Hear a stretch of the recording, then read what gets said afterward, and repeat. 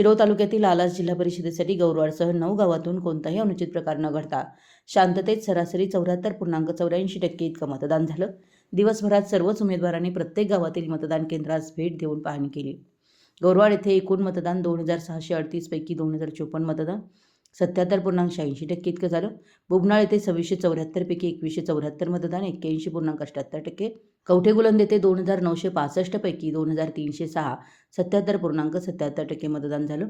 तर नृसिंहवाडी येथे 3868 पैकी 2447 म्हणजेच 63.26% मतदान झालं.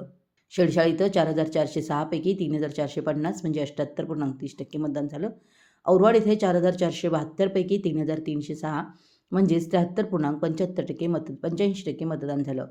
शिर्टी येथे 4562 पैकी 3419 म्हणजे 74.94% मतदान झालं.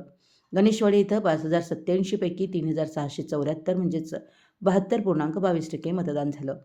आलास येथे 5445 पैकी 4191 म्हणजेच 76.96% मतदान झालं. एकूण 9 गावात 36,117 मतदानापैकी 27,031 इतकं मतदान झालं. यानुसार आलास जिल्हा परिषद व आलास पंचायत समिती व गणेशवाडी पंचायत समितीसाठी एकूण सरासरी 74.84% मतदान झालं.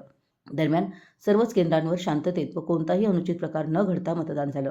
भाजपचे उमेदवार प्रशांत शहापुरे, गुरुदास खोचरे, राजर्षी शाहू आघाडीचे दादेपाशा पटेल, फजले अली पटेल, महाविकास आघाडीचे इंजिनियर आय पटेल यांनी प्रत्येक गावातील मतदान केंद्रास भेट देऊन पाहणी केली. मतदानासाठी गावोगावी मोठा पोलीस बंदोबस्त होता.